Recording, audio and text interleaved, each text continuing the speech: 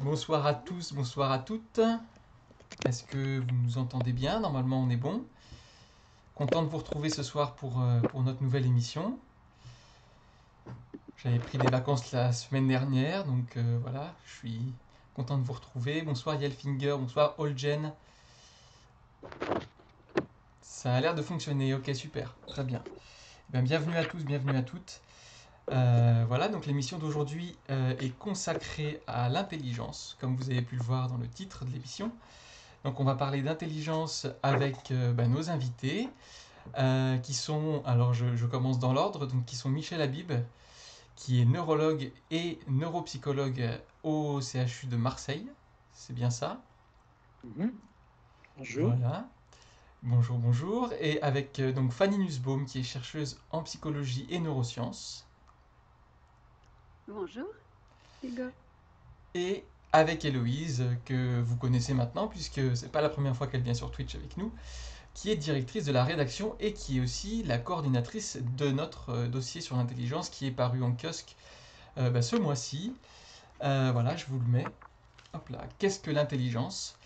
Et donc, dans ce dossier qu'Héloïse a coordonné, vous avez plusieurs articles, et notamment un article écrit par Michel Habib, qui est avec nous ce soir, et un entretien avec Fanny Nussbaum, qui est aussi avec nous ce soir. Voilà, donc les deux invités de ce soir ont participé au numéro. Si le sujet vous intéresse, donc bon, on va en discuter pendant l'heure à venir, mais si vous voulez approfondir, n'hésitez pas à aller jeter un œil à notre dossier, que ce soit sur Internet ou dans un kiosque. Voilà. Et puis, comme d'habitude, si vous avez besoin d'infos sur nos invités, vous pouvez taper dans le chat point d'exclamation invité au pluriel. Et donc, vous aurez des précisions sur leur parcours et sur un de leurs ouvrages sur le sujet de ce soir. Donc, vous aurez un lien vers le livre de Fanny Nussbaum qui a écrit Le secret des performants, qui est paru l'année dernière aux éditions Odile Jacob, et le livre auquel a collaboré Michel Habib qui s'appelle L'enfant à haut potentiel intellectuel, regard croisé. Donc il n'est pas le seul auteur, il a participé à l'ouvrage, mais voilà, vous pouvez trouver les références en tapant point d'exclamation invité. Voilà, là j'ai terminé, on va se lancer parce qu'on a beaucoup de choses à voir ce soir. Le sujet est très vaste. Voilà, la première question que je voudrais quand même poser, c'est une question qui s'adresse à Héloïse à propos de l'intelligence en général et de la raison pour laquelle on a invité Michel et Fanny ce soir. C'est à quelle discipline, à quel chercheur on fait appel pour parler d'intelligence? Alors, Michel et Fanny auront aussi leur mot à dire, évidemment, sur ce sujet. À Sciences humaines, quand on fait des dossiers, on cherche toujours à faire l'état des savoirs, des connaissances de manière le plus pluridisciplinaire possible. Donc, évidemment, sur un dossier sur l'intelligence, on va s'intéresser aux savoirs nouveaux sur l'intelligence, donc notamment les savoirs issus des neurosciences, de la neuropsychologie. Mais on va aussi s'intéresser à ce qui a été dit, théorisé, pensé dans l'histoire des sciences humaines et même de la littérature sur l'intelligence, parce que c'est une notion qui ne date pas des neurosciences. Et donc, il y a des savoirs philosophiques sur l'intelligence qui remontent, on peut les faire remonter à Platon, et d'ailleurs, c'est ce qu'on fait dans ce dossier aussi, hein, ou à Homère, parce que quand on voit le personnage d'Ulysse, par exemple, c'est le personnage intelligent par excellence. Alors, c'est pas forcément l'intelligent des neuropsychologues ou de ceux qui font des WISC, des tests de QI, c'est ce que les Grecs appelaient la métis, l'intelligence pratique. Donc, c'est une forme d'intelligence de l'action qui est particulière. Mais enfin, il y a toute une histoire à raconter de cette notion d'intelligence. Et c'est vrai que dans notre dossier, on est parti de là, donc en faisant à la fois référence aux philosophes, aux penseurs de l'éducation, parce que c'est vrai que la psychométrie, la volonté de mesurer l'intelligence a très vite été associée à des préoccupations éducatives et sociales d'ailleurs. Et puis, évidemment, on évolue petit à petit vers la psychologie, la psychologie cognitive, mais la psychologie aussi des émotions. Est-ce que les émotions, elles servent l'intelligence ou est-ce qu'elles l'entravent, par exemple? Ça, c'est des questions qu'on peut beaucoup se poser et qui sont instruites aujourd'hui jusqu'aux réflexions très actuelles sur l'intelligence artificielle. Est-ce que vous avez quelque chose à ajouter, Fanny, Michel? Alors, je ne sais pas si on entre tout de suite dans le vif du sujet. Je trouve ça vraiment intéressant de savoir, en tout cas, comment Héloïse et Hugo aussi, j'imagine que vous participez. Comment vous partez en recherche quand vous avez un sujet, comment vous partez en recherche d'experts, de spécialistes ou de personnes qui connaissent le sujet. Je trouve ça vraiment chouette. Après, pour la question de la définition princeps de l'intelligence, en fait, c'est vrai qu'on peut aller jusqu'à Platon ou Homère ou même des mythes, mais vraiment le mot intelligence, il est apparu au XIIe siècle et bon, on pourra en parler après, mais dans vraiment son étymologie princeps et l'état d'esprit dans lequel il est apparu, ben, on verra qu'il ne voulait pas du tout dire la même chose que ce qu'on entend aujourd'hui par intelligence. Mais on va y venir.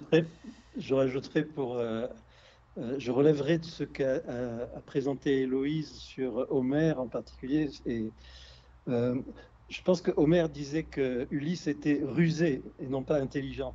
Et la ruse, le fait d'être rusé, pas la ruse, mais le fait d'être rusé, est certainement une forme d'intelligence assez particulière et qui, à mon sens, ne recouvre pas du tout l'ensemble des capacités intellectuelles. Oui, c'est ce qu'on appelle, c'est ce que Vernon a beaucoup travaillé là-dessus, hein, c'est ce mélange de débrouillardise, de sagacité, de sens du moment présent aussi, qui est une forme d'intelligence, non pas théorique, mais vraiment d'intelligence en situation. Et peut-être qu'on pourra le rapprocher dans notre discussion d'une intelligence sociale plus qu'une intelligence intellectuelle. Hein. Je veux dire, on voit beaucoup de hauts potentiels qui sont très mauvais du point de vue de la ruse, justement, qui ne décèlent pas les ruses chez les autres. Et ça, c'est une caractéristique finalement de l'intelligence. C'est peut-être une question qu'on va poser et on n'a peut-être pas le même avis, Fanny et moi, là-dessus, c'est qu'il y aurait plusieurs types d'intelligence ou pas. Alors voilà, venons-en au fait. Donc cette intelligence, comment est-ce qu'on la définit? Fanny, vous parlez tout à l'heure d'une définition qui remonte d'un premier emploi du mot qui remonte au XIIe siècle. Le titre de notre dossier, c'est Qu'est-ce que l'intelligence? Sous-titre, il n'y a pas que le QI. Le QI, c'est le quotient intellectuel, c'est les tests d'intelligence que le grand public connaît bien.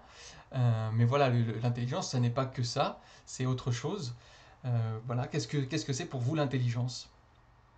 Oui, alors c'est même, pour moi, c'est même plus que l'intelligence, ça n'est pas que ça, c'est même l'intelligence, ça n'est souvent pas ça du tout.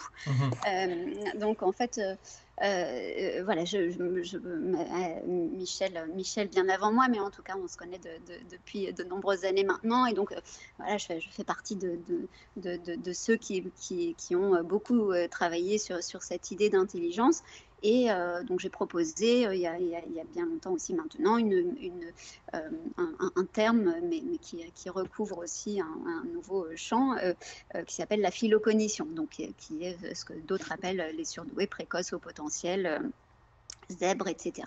Et moi, je l'appelle la philocognition, avec deux profils qui sont les laminaires et les complexes. Et donc, pendant très longtemps, je disais, comme nombreux de mes pairs, que la philocognition, ou ce que d'autres appelaient autrement, que c'était ça l'intelligence. Et d'ailleurs, les tests de QI s'appellent, pour les principaux, les échelles de Wechsler, c'est Wechsler Intelligence Scale. Donc vraiment, ça s'appelle des échelles d'intelligence.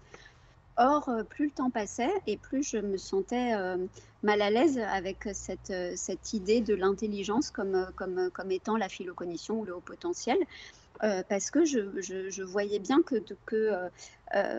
qu'on pouvait avoir cette capacité de raisonnement chez ces hauts potentiels philocognitifs. On voyait bien qu'il y avait cette capacité de raisonnement qui était meilleure que celle des autres. Bon, bah ça, on a pu le noter. Après, on parlera des tests de QI parce que c'est encore un autre sujet. Mais en tout cas, on voyait chez ces enfants et ces adultes cette capacité-là.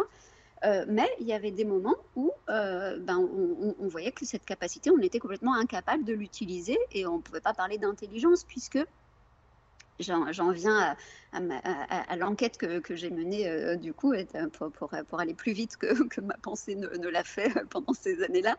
En fait, donc, je suis revenue à la définition de l'intelligence et j'ai vu que le mot intelligence était apparu au XIIe siècle chez des religieux pour décrire le fait, donc ça vient de interlegere, qui inter parmi, legere, trier, recueillir, décider. Donc l'intelligence, il y avait cette idée chez ces religieux. Vous savez que le XIIe siècle, c'est le siècle de la légende du roi Arthur, de la quête du Saint Graal, des Templiers. Enfin, on est dans cette idée de s'extraire de sa basse condition humaine pour s'élever vers quelque chose de divin ou de plus grand que soi. Et donc, voilà, si je devais le résumer, c'est ça l'intelligence. C'est pour ça que j'ai appelé mon livre Le secret des performants, parce que tout d'un coup, j'ai eu cette épiphanie, pour moi, cette révélation qui était que l'intelligence n'est pas une capacité, on avait la phylocognition qui était une super capacité de raisonnement, mais on a plein d'autres capacités. Il y a des capacités, certains ont des capacités émotionnelles, certains ont des capacités athlétiques, d'autres artistiques, etc. etc. Et donc, ce que justement Howard Gardner appelle les intelligences multiples, je ne voyais pas d'intelligence, je voyais seulement une liste qui peut s'étendre à l'infini de capacités. Chacun a une capacité un peu meilleure que celle de son voisin. Et donc, je ne voyais pas là d'intelligence. Je voyais une capacité que chacun avait en plus ou en moins des autres. Et à partir de cette capacité, je me suis dit, mais en fait, l'intelligence, qu'est-ce que c'est? C'est un état. C'est un état qui va révéler les capacités de chacun à un moment donné. Donc, à un moment, on va être en état d'intelligence, et donc si on est phylocognitif, sportif, le plus haut degré de l'état d'intelligence, je l'ai appelé la performance. Donc quand on est dans son meilleur état d'intelligence, donc en performance, et ben, quand on est phylocognitif, on va montrer les meilleures capacités, on va montrer au mieux ses capacités de raisonnement et voilà, se questionner, pousser le schmilblick, etc. Quand on est un sportif, on est en état d'intelligence et au milieu de performance, on va pouvoir faire un coup incroyable au tennis, etc. etc. Artiste, pareil, enfin, vous avez compris. Et donc, les capacités, je les mets au même niveau, et je dis qu'il n'y a pas d'intelligence multiple, mais des capacités multiples. En revanche, il y a un état d'intelligence, et soit on est avec des gradations, donc je vous disais, le plus haut, c'est la performance, et parfois, on va être en état d'intelligence, et parfois pas. Ce qui fait que, parfois, même quand on a une super capacité bien meilleure que celle des autres, je dis souvent, c'est ce qu'on appelle l'intelligence émotionnelle. Évidemment, vous avez compris que je ne crois pas qu'il y a une intelligence émotionnelle, mais une capacité émotionnelle meilleure que celle des autres parfois. Eh bien, parfois, même le gars qui a la meilleure capacité émotionnelle possible, eh bien, après je vais arrêter de monopoliser la parole, pardon, eh bien ce gars-là, il y a des moments où quand même il va rien comprendre à l'autre, où il va pouvoir blesser l'autre, où il va pas être au meilleur de cette capacité-là. Voilà. D'accord, très bien. Alors bonsoir à tous, je vois que vous nous saluez dans le chat, donc bonsoir tout le monde. Bienvenue, n'hésitez pas si vous avez des questions, des remarques, je les transmets aux invités de ce soir. Donc voilà, merci Fanny pour cette définition de l'intelligence. Est-ce que Michel, vous êtes d'accord avec cette définition? Donc plutôt une intelligence qui serait un état? Alors, moi, je ne vais pas me prononcer là-dessus parce que de par mon métier de clinicien, de neurologue, je suis surtout concerné par des personnes qui ont une intelligence différente. Et donc, c'est ce qui m'a amené à réfléchir sur l'intelligence, c'est de voir ces personnes-là qui ont en particulier des hétérogénéités au sein de leur intelligence. Alors, ça nous oblige un petit peu à parler du quotient intellectuel, le fameux WISC, ou la WISE pour les adultes, le WISC pour les enfants, qui est une échelle qui est faite de plusieurs sous-tests qui vont mesurer chacun une partie de l'intelligence. Et ça, pour quelqu'un qui a une formation de neuropsychologue comme moi, ça évoque immédiatement un type de compréhension du système cognitif à travers le cerveau sous la forme de modules séparables les uns des autres et qui ont chacun un rôle et chacun de ces modules pouvant être plus ou moins bon dans son rôle. Okay.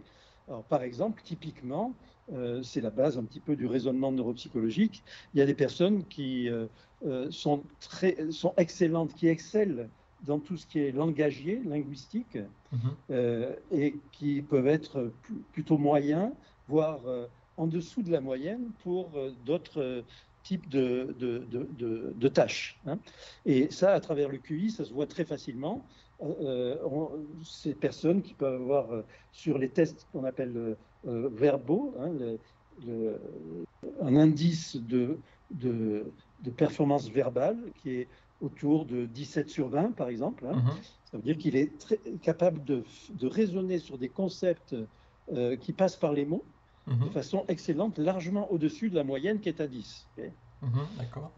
Et cette même personne peut avoir, sur d'autres tests, des performances juste à la moyenne. Hein. Par exemple, quand il faut raisonner sur des dessins géométriques pour essayer de compléter des dessins ou de faire une suite logique, hein, tout ce qui est du raisonnement abstrait non verbal, plutôt bas, plutôt dans la moyenne. Et cette hétérogénéité, elle va tout à fait nous amener à réfléchir en termes de modules dans le cerveau. Ça veut dire que certains modules, ceux du langage, dont on sait où ils se trouvent dans le cerveau, sont plus performants, alors que d'autres modules sont moins performants. Et ça nous donne un modèle, finalement, à travers l'observation de personnes particulières, hein, qui ont cette hétérogénéité de leur fonctionnement mental, un modèle de compréhension du fonctionnement mental et de l'intelligence. Alors, on a une Donc, question... forcément un modèle différent de celui sur lequel s'est basée Fanny. Hein. Oui, voilà. Alors, pour creuser un petit peu ce que vous nous dites là, on a une question dans le chat où Sikfi nous dit: est-ce que cela signifie que Michel Habib a une approche plus localisationniste que connexionniste? Alors, peut-être pour préciser un petit peu les mots, localisationniste et connexionniste, je suppose que ça parle de ce qui se passe dans le cerveau. Est-ce que vous pouvez nous en dire plus sur ce qu'on sait de ce qui se passe dans le cerveau chez les personnes intelligentes ou ouais. Est-ce qu'il y a une zone de l'intelligence? Je pense que la personne qui a posé cette question avait derrière la tête une autre question, c'est est-ce que je serais plus localisationniste que holistique? C'est un peu ce qu'on nous pose en général, hein, c'est-à-dire une façon de comprendre le cerveau comme une boîte noire qui fonctionne comme un tout, hein, ou de la comprendre comme plusieurs modules qui fonctionnent de façon séparée.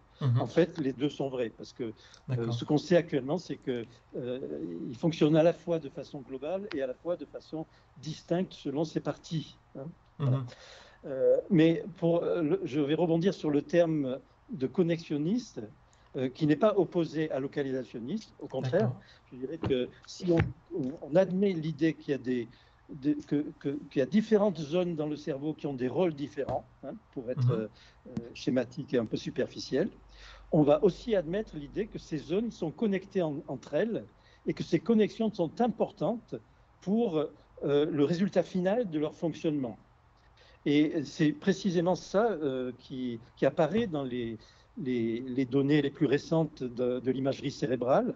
Quand les chercheurs se sont posé la question, les chercheurs en neurosciences se sont posé la question, qu'est-ce qui est le substrat cérébral de l'intelligence? Ils arrivent de façon assez convergente à une double idée, à savoir que d'une part, il y a des zones qui sont d'autant plus fonctionnelles qu'on est plus intelligent.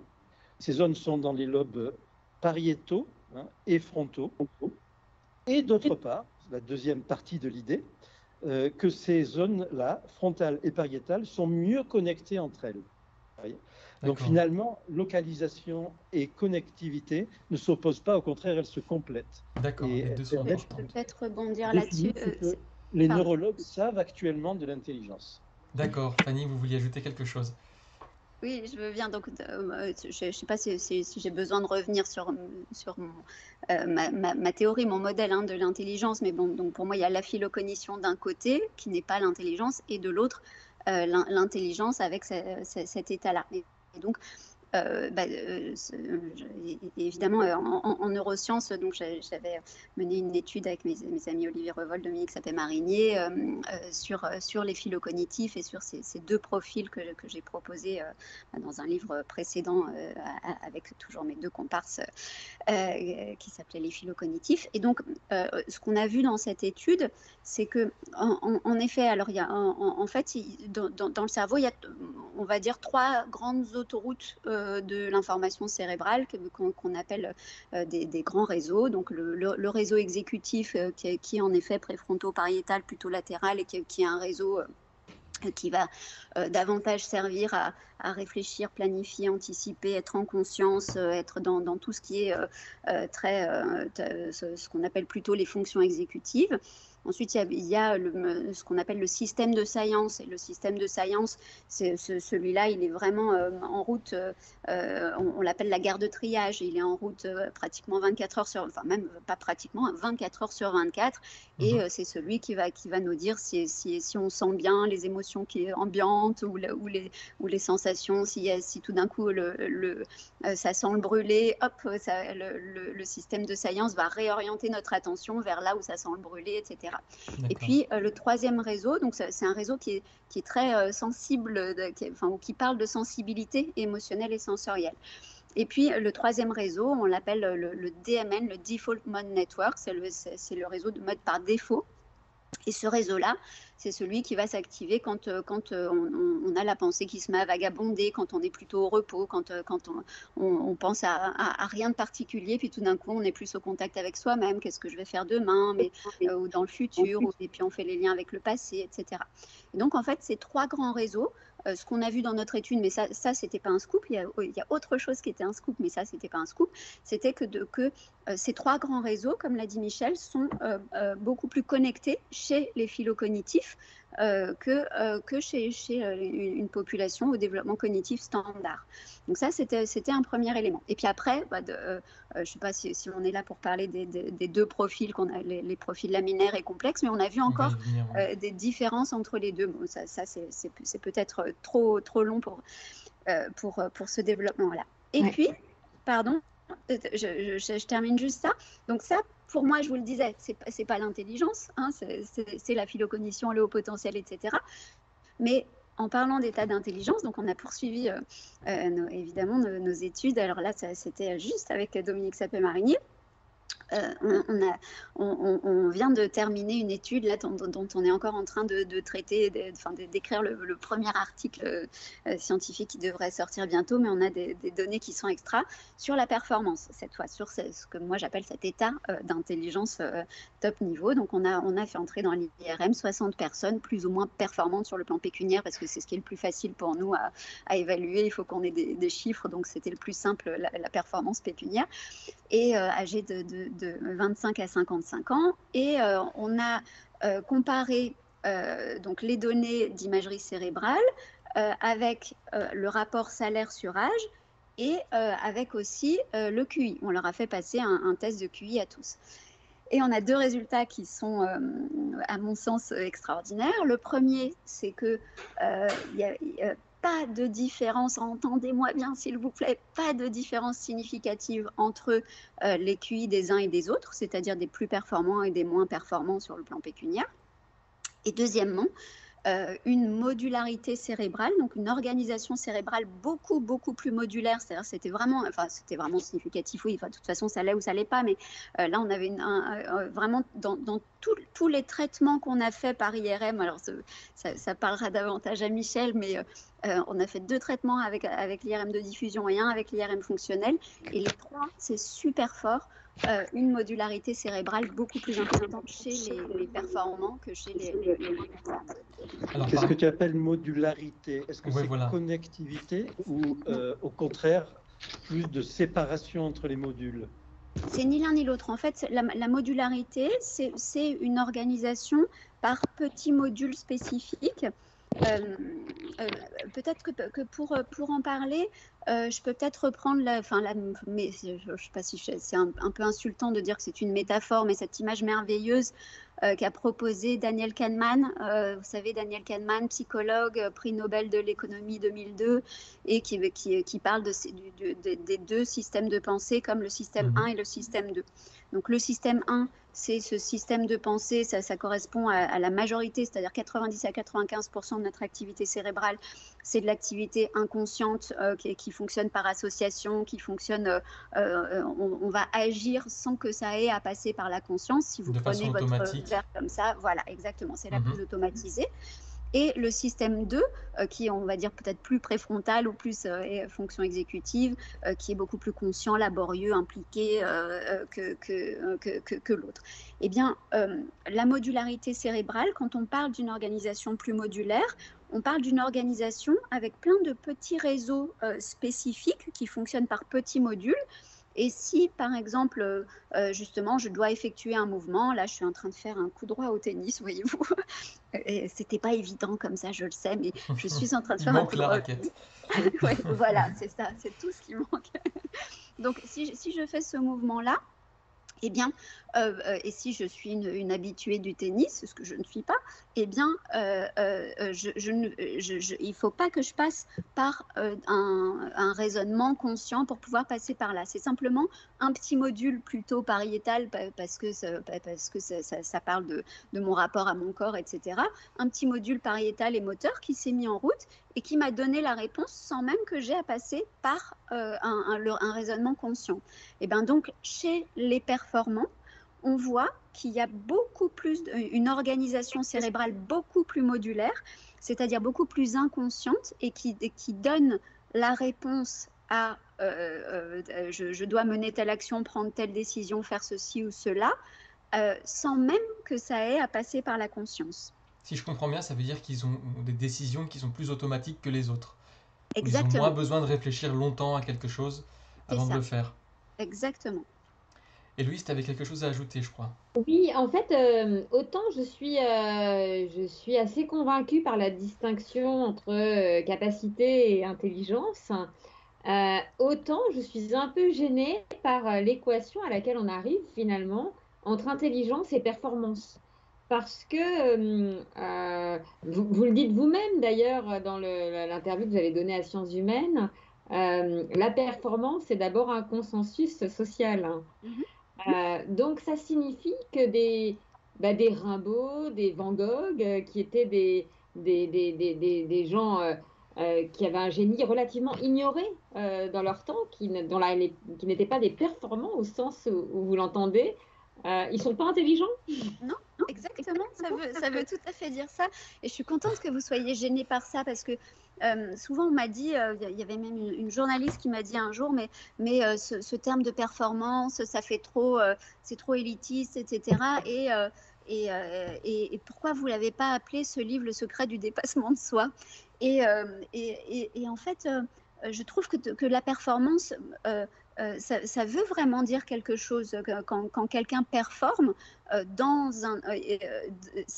va être validé dans un environnement social et pas dans un autre, mais ça ne veut pas dire qu'il y ait du bien ou du mal. Mais notre Rimbaud, notre Van Gogh et plein d'autres qui auront été des génies, et même pas forcément philo-cognitifs d'ailleurs, hein. Mais bon, en tout cas, pour Rimbaud, il n'y a aucun doute. Pour Van Gogh, je ne sais pas trop, je pense que oui, mais je ne suis pas sûre qu'il ait été philo-cognitif ou au potentiel. En tout cas, il n'y a aucun doute par rapport à leur génie, mais si on prend si on accepte cette définition de l'intelligence comme étant un état dans lequel on va être, un état où on va être au corps à corps avec son environnement, la performance, c'est le moment où on est le mieux au corps à corps avec son environnement. Quand un sportif fait quelque chose d'extraordinaire, on dit waouh. Et là, si vous prenez Roger Federer et que vous le mettez dans une tribu du fin fond de la Papouasie, il n'y a personne qui va dire c'est extraordinaire ce qu'il fait, c'est une performance. Parce que quand je parle d'une tribu, je parle d'une tribu évidemment comme on l'imagine, primitive et qui s'en fiche complètement d'un joueur de tennis. Donc, bien sûr que c'est un consensus social.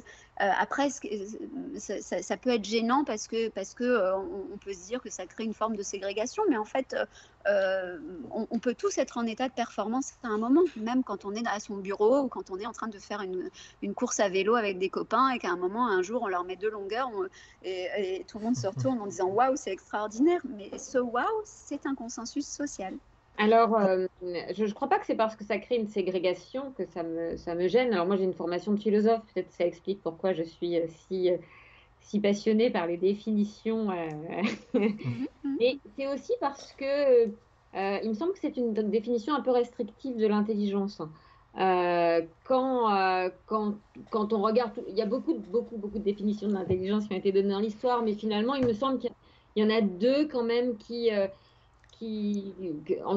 qui reviennent et auxquels aussi l'étymologie du mot intelligence est rattachée.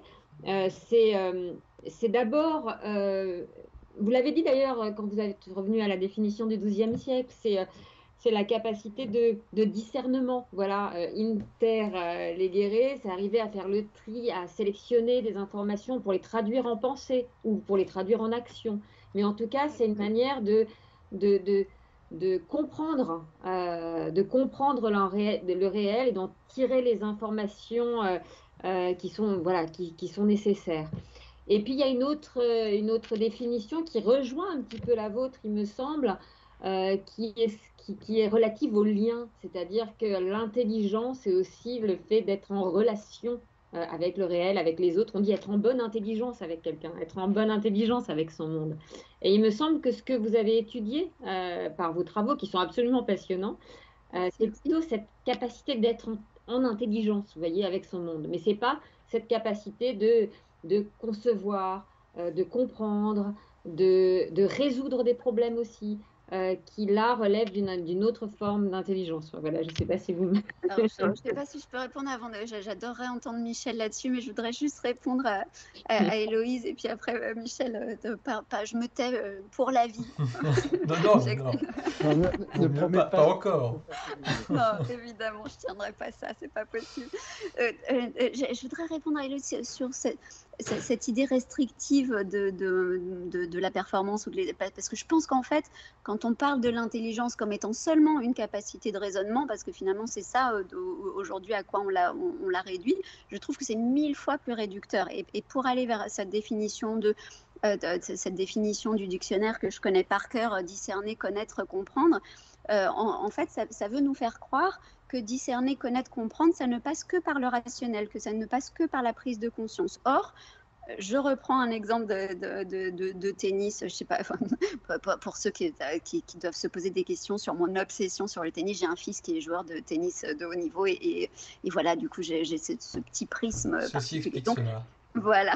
Donc, si on prend l'exemple du joueur de tennis ou de n'importe quel athlète, par exemple, qui va faire un coup incroyable à un moment, marquer un point incroyable dans peu importe quel sport, est-ce qu'il n'a pas fait preuve à ce moment-là d'une compréhension, d'une connaissance et d'un discernement bien meilleur que n'importe qui du jeu, de l'espace, sans même être passé par le raisonnement rationnel. Donc en fait, cette définition que le dictionnaire nous donne de discerner, connaître, comprendre, je crois qu'elle ne va pas à l'encontre de la mienne, mais simplement elle veut nous faire croire, je ne sais pas pourquoi, enfin, j'ai quelques idées pour ça, mais que ça passe par le rationnel. Or, ça peut passer complètement par l'inconscient. Et donc, ça rejoint, en effet, je suis tout à fait d'accord, cette idée de bonne intelligence.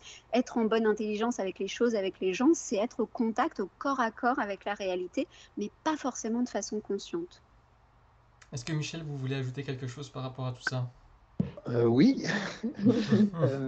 Bon, je vais te demander, Fanny, l'autorisation d'utiliser ton opposition entre intelligence et performance sur une problématique que je vois au quotidien, moi, qui est celle de la réussite scolaire. Si je t'ai bien compris, je ne suis pas sûr, tu me corriges si ce n'est pas le cas, la réussite scolaire, c'est une forme de performance liées et qu'on peut essayer ou pas de lier à l'intelligence. Et dans la façon dont tu le présentes, on pourrait s'attendre à ce qu'il n'y ait pas de corrélation entre les deux, ou une faible corrélation entre les deux. Or, tu connais sans doute les travaux de Franck Ramus sur ce sujet. Il a montré de façon très claire sur des populations très vastes, plusieurs dizaines de milliers d'enfants scolarisés, une corrélation entre l'intelligence et la réussite scolaire. Alors finalement, avec le QI. Le QI et la réussite scolaire. Voilà. Donc, effectivement, il y a une majorité d'individus chez lesquels il y a corrélation entre les deux, et probablement une minorité où il n'y a pas cette corrélation. Et cette minorité, c'est celle qui nous intéresse, nous, cliniciens, de personnes qui viennent nous consulter parce qu'elles sont en souffrance avec une intelligence qui est paradoxalement au-dessus de la moyenne. Okay. Et ces personnes-là, finalement, elles sont des exceptions au lien entre intelligence mesurable, QI, et performance. Alors, en fait, je pense que cette approche-là, à mon sens, elle comporte ce que je pourrais appeler des biais, parce que d'abord, le test de QI, il a été créé en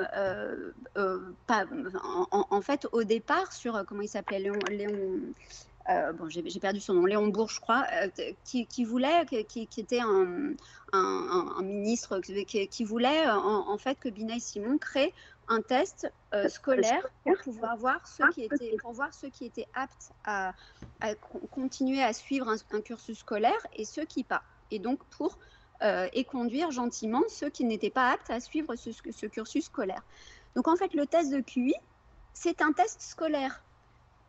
Donc, évidemment qu'il y a une corrélation entre la réussite scolaire et le test de QI, puisque ce sont des exercices scolaires, académiques. Donc là, il n'y a pas de scoop. Mais en fait, ce qui est quand même étonnant, c'est que, et c'est ce qu'on ne dit pas assez, en ce moment j'ai quelques discussions houleuses avec certains pairs à ce sujet-là, c'est que le test de QI, on pourrait dire il n'a que, mais enfin, c'est quand même super, mais il a 70% de fidélité. C'est-à-dire qu'entre test et retest, on peut avoir, dans un tiers des cas, on trouve à peu près 20 points de différence sur le QI total ou sur l'indice de compréhension verbale entre test et retest. À un an d'écart, parce qu'entre test et retest, c'est minimum un an d'écart. Ce qui est énorme, hein, c'est pas rien, c'est pas rien. Donc dans un tiers des cas, ce QI il change. Donc déjà, je pense que même si on admet cette définition que l'intelligence c'est la phylocognition ou le haut potentiel, on ne peut pas dire que c'est forcément un haut QI. On peut très bien avoir, si on a un haut QI, ben oui, ça montre quand même des capacités certaines de raisonnement. En revanche, si on n'a pas un haut QI, on peut très bien arriver 2 ans plus tard et se refaire tester et à nouveau, et cette fois-ci plutôt, avoir 20 points de plus à son QI. Ça arrive. Donc, je crois que faire un lien systématique entre QI et au potentiel ou phylocognition, c'est pas quelque chose de juste. Je crois qu'il faut redonner la part belle, et je crois que tu seras peut-être heureux d'entendre ça, mais la part belle aux cliniciens. On n'est pas obligé le test de QI, il doit revenir à sa place, c'est-à-dire moi je l'adore, dans mon centre on le fait passer évidemment tout le temps, mais je crois que c'est le clinicien qui a le dernier mot, et que quand quelqu'un arrive là, qu'on voit qu'il a toute la panoplie, qui se pose des questions toute la journée sur la vie, la mort, sur tout et n'importe quoi, qu'il a vraiment un prisme tout le temps sur la réflexion, et que il a un QI à 110, eh ben, je trouve ça triste que les psychologues continuent à dire non, il n'est pas phylocognitif ou il n'est pas intelligent selon cette définition-là. Donc voilà, je crois que oui, bien sûr il y en a plein qui sont performants sur le plan académique et qui ont forcément un QI élevé, puisque le QI, c'est un test académique. Et puis, il y en a d'autres qui n'y arrivent pas. Et ceux-là, je pense que c'est parce qu'ils n'arrivent pas à être en état d'intelligence. On a Mais beaucoup de alors, questions là, dans le... voilà, j'allais le dire, on a pas mal de questions dans le chat, hein, je vous oublie pas, vous avez des questions, des remarques. Donc par rapport à ce qu'on vient de dire, il y a Coritri 1986 qui nous dit l'introduction de l'erreur de Descartes, qui est un livre du psychologue Antonio Damasio, vous donne raison Fanny, certaines opérations sont non conscientes et d'autres sont conscientes mais pas facilement explicables, entre parenthèses, celles qui touchent à l'émotion. On ne sait pas toujours pourquoi on fait quelque chose, pourquoi on a opté pour un choix plutôt qu'un autre, pourquoi une personne ou une situation nous fait ressentir un malaise, mais on se fait confiance. Alors à propos du QI, donc on a aussi deux remarques à propos du QI. Sigfi qui nous dit si je ne m'abuse, le test de QI évolue et il y a des débats sur la méthode statistique, analyse factorielle des correspondances pour établir des formes d'intelligence.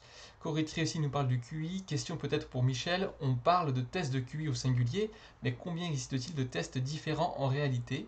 Quid des différences culturelles qui rendent des résultats affreux pour certains, qui ne sont juste pas calibrés pareil que les autres? Super question. Waouh. Ça fait beaucoup de questions. Mais Ça fait beaucoup de questions. Par rapport à cette question du QI, ouais, par est-ce rapport qu'il au y a QI, plusieurs je crois tests? Est-ce qu'il y a un facteur culturel? il faut être clair sur le fait que le QI, c'est seulement la moins mauvaise façon qu'on ait d'évaluer l'intelligence à l'heure actuelle des connaissances, dans l'état actuel des connaissances. Ce n'est certainement pas forcément une bonne façon de le faire. Et là, je rejoins totalement Fanny, dire que se focaliser sur le QI, ça donnera une idée seulement partielle et parcellaire de ce qu'est l'intelligence d'un individu. Mais le problème, c'est qu'on n'a pas mieux pour sortir des chiffres. Quand on veut quantifier, on n'a pas trouvé mieux jusqu'à présent que les tests de QI de Wechsler, que sont le WISC ou la VALS.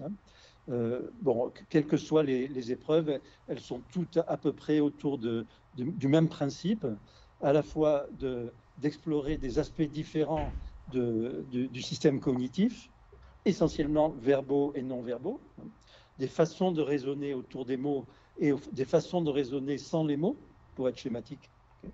Et d'autre part, donner un résultat quantifié qui est une classification sur un continuum, qui n'est pas une mesure à proprement parler. C'est un rang sur 100 individus, par exemple. Un individu mesuré va se placer sur cette ligne des 100 individus, à 80, à 70 ou à 50. Et quand il est à 50, c'est qu'il est comme la majorité des individus. Voilà. Ça, c'est le quotient intellectuel, mais je veux insister sur le fait que ce n'est que la moins mauvaise façon d'évaluer quantitativement. Et il y a des façons qualitatives d'évaluer l'intelligence. Par exemple, Jean-Charles Terrassier, qui est un grand psychologue qui a beaucoup travaillé sur les hauts potentiels, et qui est décédé il y a quelques semaines seulement. Donc, on a beaucoup parlé de lui dans le milieu des spécialistes de l'intelligence.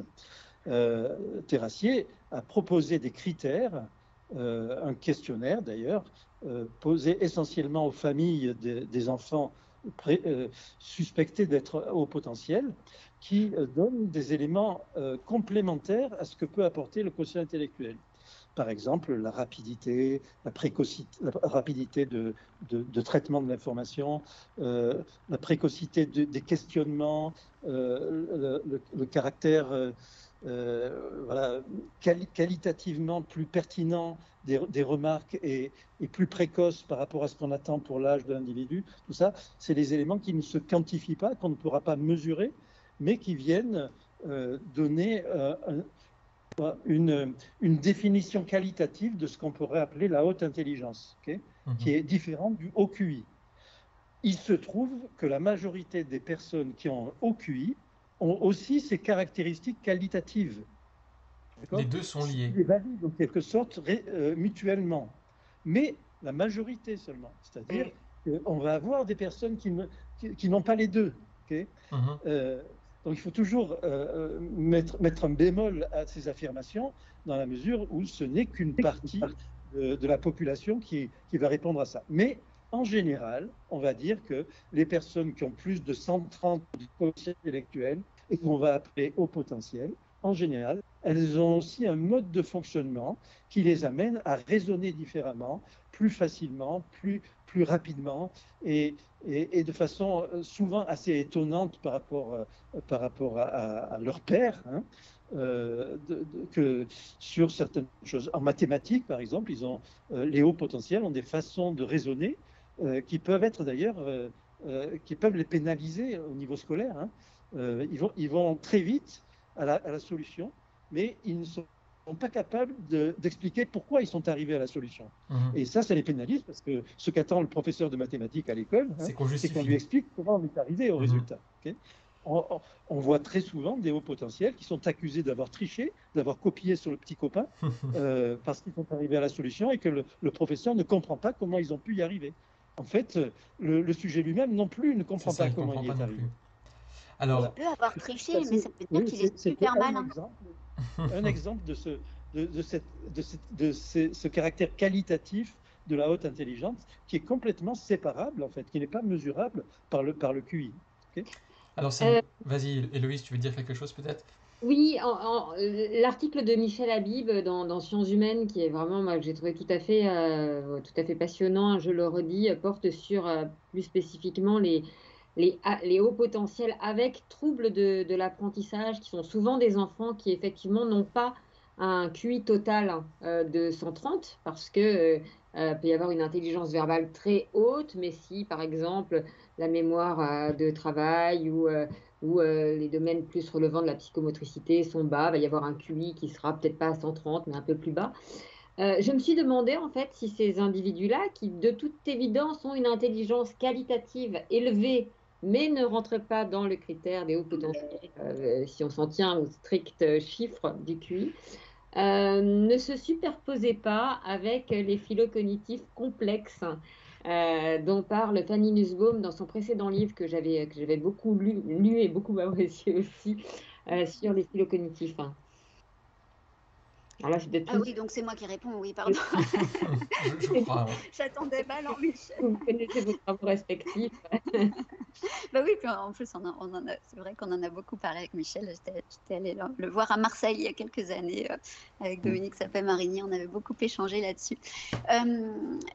Donc oui, alors ces deux profils, pour ceux qui ne connaissent pas, donc pareil, c'est né d'une frustration comme pour cette idée de l'intelligence où j'avais des doutes sur vraiment est-ce que c'est de l'intelligence ou pas, et puis où je suis allée vers l'intelligence comme un état. Et de la même façon, quand j'ai commencé à approcher cette population des phylocognitifs, à découvrir moi-même, à vrai dire, ma propre phylocognition il y a des années, on ne l'appelait pas donc comme ça, et ben, dans la littérature, il n'y avait que cette idée de ces enfants et ces adultes, mais beaucoup ces enfants qui étaient qui étaient en difficulté sociale, qui avaient des difficultés d'adaptation, qui étaient en dents de scie dans l'expression de leurs compétences. À certains moments, ils allaient avoir des fulgurances, des pensées vraiment incroyables, et puis à un autre moment, on avait l'impression de bébés de 2 ans, etc. Donc voilà, ces jeunes-là qu'on voyait et dont on parlait, c'était les seuls. Et puis moi, dans ma pratique, dans ma clinique, pour moi-même, avec mes enfants, surtout avec mon fils à l'époque, je voyais qu'il y avait d'autres personnes, d'autres enfants, d'autres adultes qui avaient un profil beaucoup plus, que je considérais comme étant plus homogène, plus adapté, qui étaient plutôt en général des premiers de classe ou qui étaient dans la tête de classe, qui n'étaient pas du tout, qui n'avaient pas ces difficultés relationnelles, etc. Et donc, c'est comme ça que j'ai établi ces deux profils, des laminaires et des complexes. Donc, j'ai piqué les deux termes à la physique. Vous savez, en physique, on parle de flux laminaire et de flux complexe. Le flux laminaire, c'est celui qui s'écoule par lame de façon très régulière. Quand vous ouvrez le robinet d'eau, ça s'écoule de façon très régulière et unidirectionnelle. Et puis, le flux, j'ai pas voulu l'appeler turbulent, mais finalement, aujourd'hui, si c'était à refaire, je pense que je pourrais l'appeler turbulent. Donc, le flux turbulent ou le flux complexe, c'est un flux qui est multidirectionnel, qui est beaucoup moins prédictible et beaucoup plus chaotique. Donc, vous savez, je prends souvent cette image de quand on prend une bouteille d'eau qui n'est pas complètement remplie et puis on la retourne tout d'un coup, évidemment sans le bouchon, ça fait blob blob comme ça fait, voilà, le complexe, ce serait plutôt celui-là, et le laminaire, l'autre qui se présente et qui est beaucoup plus un pilier de la société, qui est beaucoup plus promu naturellement, qui n'a pas à se battre comme le complexe qui n'a pas à jouer des coudes de la même façon que le complexe pour être apprécié par son environnement. Et donc, voilà, et je me suis tellement étendue que j'ai oublié la question, Héloïse. Les phylocognitifs complexes, ce n'étaient pas les mêmes que les HP10. Par rapport aux 10, oui, exactement. Alors, en fait, vous avez complètement raison, parce que dans notre étude, donc celle dont on a parlé sur les phylocognitifs avec Dominique Sapin-Marigny et Olivier Revol, en fait, dans cette étude, on avait 80 sujets, donc 20 de chaque groupe, donc 4 groupes, un groupe contrôle, 2 groupes, un groupe philo-laminaire, un groupe philo-complexe, et puis un groupe de TDA, pas H, parce que donc, TDA c'est trouble du déficit de l'attention, et H c'est avec ou sans hyperactivité. Donc là on a fait sans hyperactivité pour qu'ils puissent tenir 50 minutes dans la machine, dans l'IRM. C'était juste pour ça. Et donc en fait on a eu beaucoup de difficultés, parce que vous savez que quand on fait une étude comme ça, scientifique, comme toute étude scientifique, il faut que ce soit super réductionniste, qu'on ait les populations les plus pures possibles pour pas qu'il y ait d'artefacts, en fait. Et donc, on voulait recruter des sujets qui n'aient pas de troubles associés.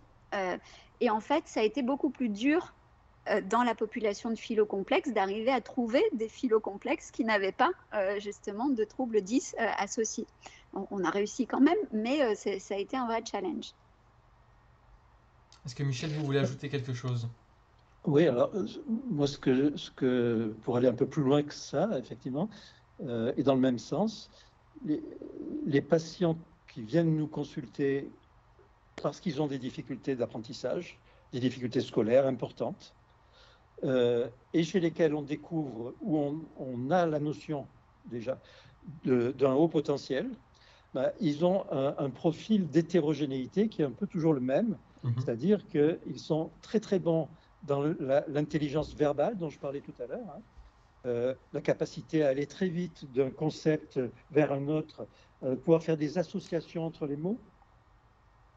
Je vois qu'il y a quelque chose qui a disparu. Non. Oui, alors que quand on les fait raisonner sur des dessins ou reproduire rapidement des figures géométriques à l'aide de cubes tridimensionnels, là ils sont à peine moyens.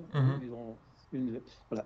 Et effectivement, cette hétérogénéité, elle est toujours dans le même sens, ou dans la grande majorité des cas dans le même sens. Ouais. Ça, c'est vraiment une constatation très curieuse qui n'a pas d'explication jusqu'ici. On aurait pu penser qu'on peut être hétérogène à égalité dans les deux sens. Vous savez, en neurologie, on dit que tout ce qui est verbal, c'est plutôt l'hémisphère gauche qui le traite, et tout ce qui est spatial, c'est plutôt l'hémisphère droit. Oui. Et finalement, on considère que ces deux types d'intelligence qui sont mesurés par le quotient intellectuel, ils reflètent le plus ou moins bon fonctionnement, plus ou moins performance de l'hémisphère gauche pour le verbal et de l'hémisphère droit pour le spatial.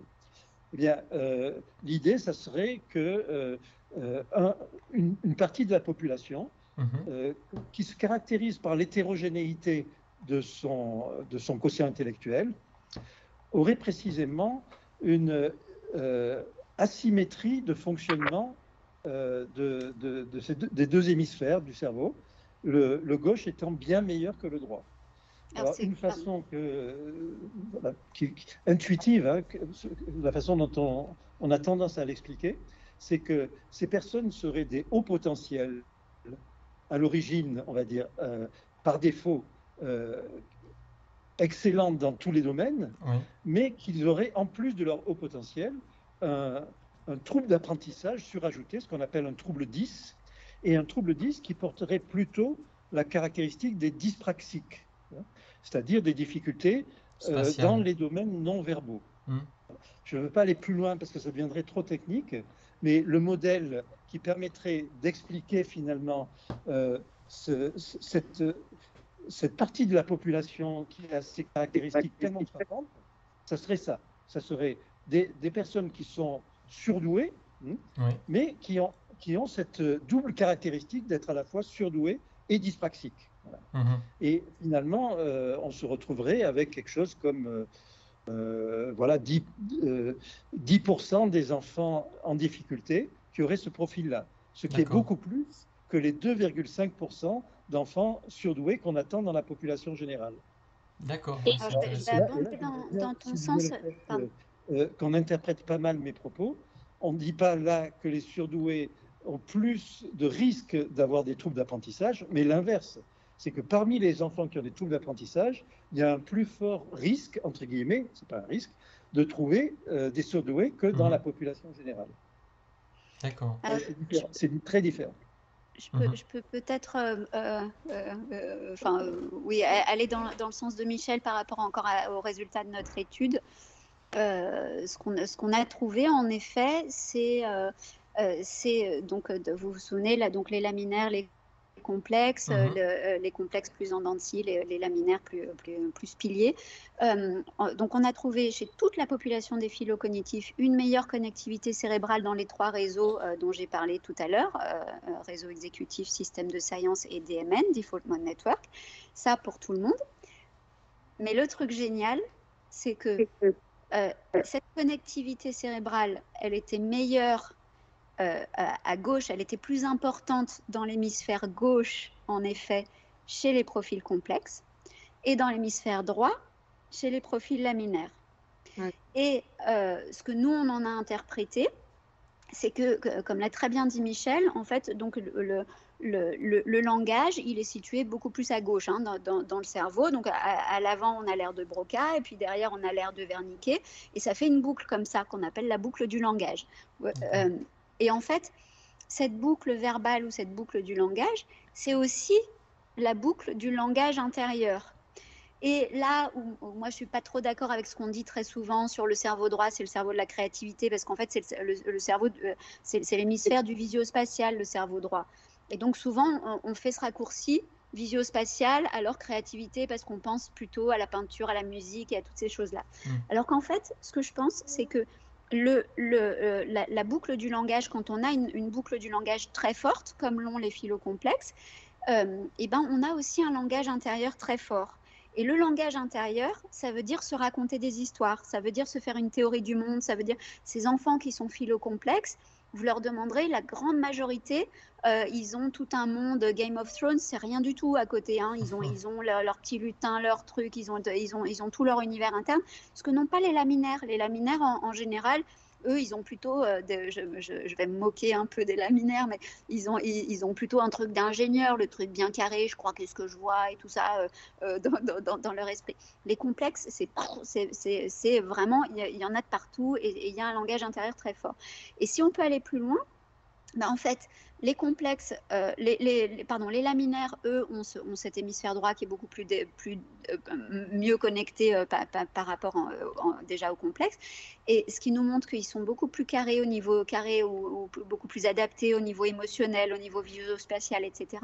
Et la manière dont on l'a interprété avec Olivier Revol et Dominique Sapin-Marinier, c'est que, en fait, le complexe, il amène le monde à lui, c'est-à-dire qu'il a sa théorie. Comme c'est mon cas, vous avez vu, j'en démords pas trop, j'ai ma petite théorie sur le monde et tout ça. Donc, il a sa théorie qui est très forte sur le monde, comment ça fonctionne, etc. Et tout ce qui va aller pêcher à l'extérieur, ça n'est que pour valider sa théorie du monde.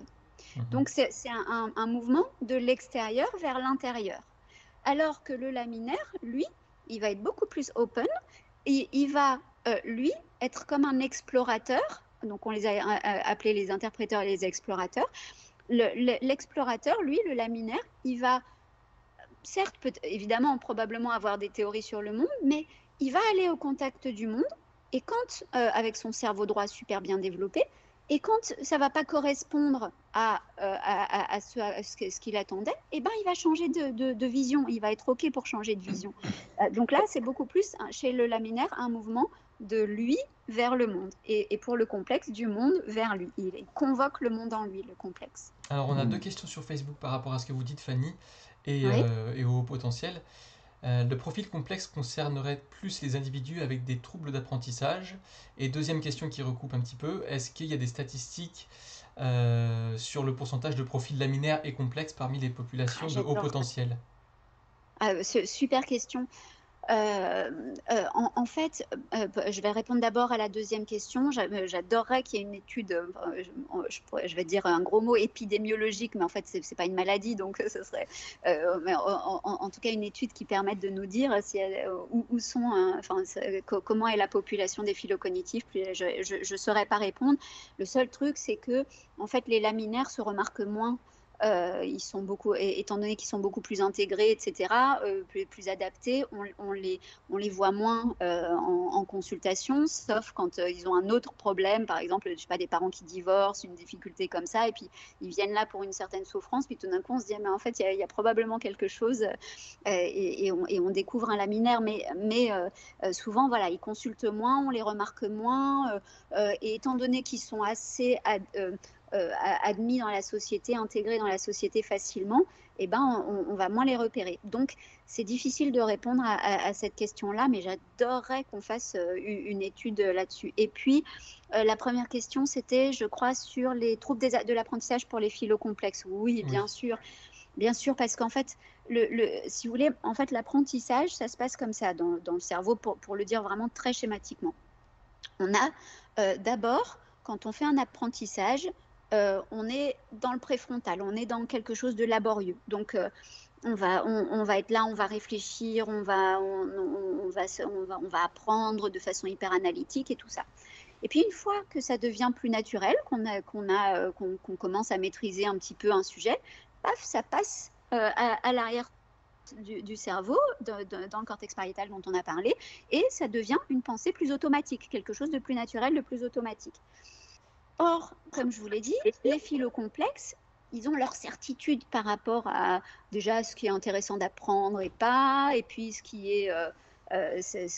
ils ont l'impression que les phylocomplexes, et vraiment je me tape dessus en premier, donc je dis du mal de personne d'autre que moi là, ils ont l'impression qu'ils n'ont pas besoin d'apprendre certaines choses parce qu'ils ont la science infuse, ils les savent déjà, ces choses-là. Je parle beaucoup des enfants là. Et donc ils font très vite le tour du sujet, mais comme on dit, quand on fait le tour du sujet, ça veut dire qu'on n'a pas forcément approfondi les choses. Ils font très vite le tour du sujet, ils ont l'impression qu'ils ont bien compris à peu près le truc, et donc rapidement leur cerveau passe en automatique, et ils apprennent comme ça des automatismes erronés, et ils se retrouvent devant une copie où ils ont compris à moitié la consigne, où ils sont allés trop vite, ou alors ils ont mal appris un truc parce qu'ils ont appris que de façon approximative, parce qu'ils ont juste compris le schmilblick, mais pas vraiment dans la précision, et donc ça fait des mauvais apprentissages. Et donc là, c'est hyper difficile, pas tant que ça, mais le truc, c'est d'arriver à repasser d'une pensée automatique à une pensée beaucoup plus laborieuse et qui décompose. Donc, ça leur fait double de travail quand ils sont obligés de déconstruire pour reconstruire. Ok, alors malheureusement l'heure avance, on est déjà à 19h passées, c'est vraiment passionnant. On n'a pas abordé le quart de ce qu'on voulait aborder. Héloïse, tu veux dire un mot? Oui, c'est vrai que c'est passionnant. On aimerait rester une heure de plus, mais j'ai plein d'autres questions, donc je vais les garder pour un prochain Twitch, pourquoi pas. Mais je voulais vous retransmettre quand même la question, une question qui a été posée par un internaute, qui posait la question de la performance, hein, en disant est-ce que c'est pas aussi un signe d'intelligence? En tout cas, on sait qu'aux États-Unis, par exemple, il y a eu pas mal de travaux autour de la notion de grip, le fait de s'accrocher. Et effectivement, votre fils, joueur de tennis, ça doit être important aussi pour ces matchs. Est-ce que là aussi, voilà, ça ne fait pas partie de cette vaste définition de l'intelligence? Et puis, ce sera peut-être moi ma dernière question, en tout cas, qui n'est que... Oui, ça fait complètement partie de mon modèle, hein. Encore une fois, mon livre s'appelle Le secret des performants, et pourtant il présente un modèle de l'intelligence. Donc ce que j'explique, c'est que l'intelligence est un état et pas une capacité, et que donc cet état, il se décompose en 3 phases. La phase la plus basse, que j'ai appelée l'antiphase, où on n'est pas en phase avec son environnement, donc on est dans son état d'intelligence minimale, donc on est plutôt dans le rejet, plutôt dans l'échec, dans la fragilité, on est dans quelque chose de compliqué, ça nous est arrivé à tous. La phase du milieu, que j'ai reprise la compétence, donc quand on est en compétence, en état de compétence, ce qu'on est à l'état du milieu de son état d'intelligence, on arrive à répondre correctement par rapport à ses capacités, aux attentes de son environnement. Et puis le Graal, l'état de performance, qui fait partie donc de cette gradation de l'état d'intelligence, qui est l'état le plus élevé et qu'on a tous connu, où tout d'un coup on a l'impression que tout déroule et qu'on arrive à montrer ses capacités au mieux. Donc évidemment, oui, s'accrocher, quand on est en état de performance, tous, ici autour de la table et même les personnes qui sont là avec nous, on a tous vécu ce moment-là où chacun avec ses capacités, tout d'un coup ça déroulait et on est dans une sorte d'obsession quand on est en état de performance, on est dans une tunnelisation attentionnelle et voilà, on est en effet accroché par la réalité. Complémentaire pour Michel Habib, est-ce que la performance aussi, ça ne s'enseigne pas, ça ne s'apprend pas aux enfants? Est-ce que c'est qu'un état ou est-ce que c'est pas aussi un travail finalement? C'est qu'il y a eu des travaux en sociaux, par exemple de Sandrine Garcia aussi, sur la transmission du goût de l'effort. Est-ce que ça fait pas partie des choses sur lesquelles justement des enfants qui sont très intelligents mais qui ont des troubles de l'apprentissage ou qui sont dans ce modèle de phylocognition complexe, et ça pourrait être un levier aussi pour les mener sur la voie de la performance. Oui. Alors là, vous me posez une question, je suis vraiment incompétent. Donc, moi, j'aurais plus tendance à parler de compétences, justement, plutôt que de performance. Donc, c'est probablement complémentaire avec le niveau dans lequel se place Fanny, qu'elle situe au-dessus.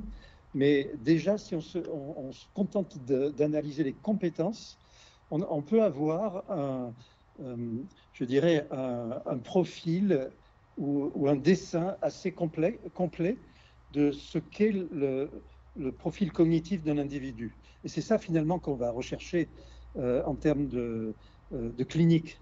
C'est un individu vient nous voir avec ses difficultés et ses qualités, on va dire, ses excellences. Et il nous faut faire un dessin le plus juste possible de l'ensemble de ses compétences. Là où il est bon, là où il est excellent et là où il est moins bon, pour pouvoir mettre en place, tant du point de vue pédagogique que du point de vue rééducatif, le cas échéant, les solutions les plus efficaces. Donc, moi, je m'arrêterai au niveau de la compétence et je laisserai à Fanny celui de la performance.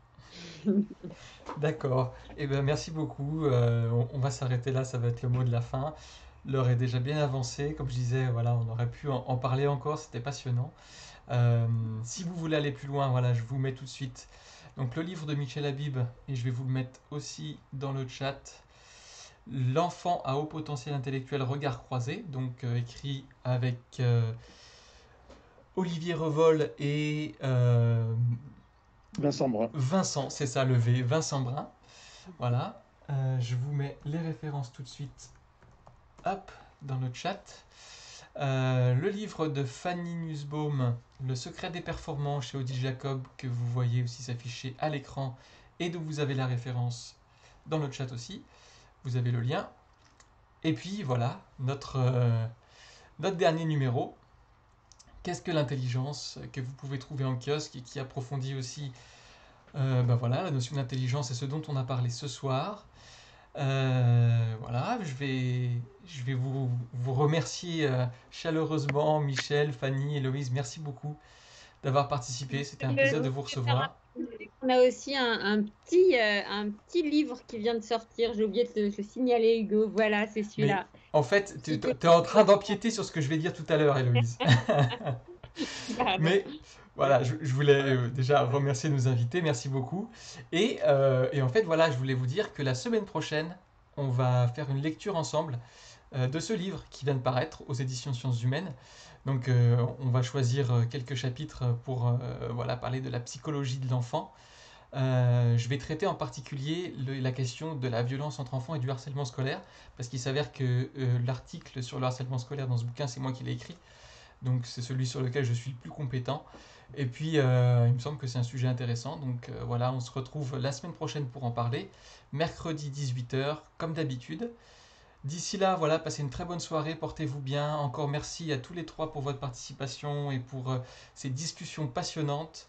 Et voilà, à Merci à très bientôt. vous. Au revoir, Merci beaucoup. Au revoir. Merci à tous. Au Et merci revoir. Hugo. avec plaisir. Merci Hugo.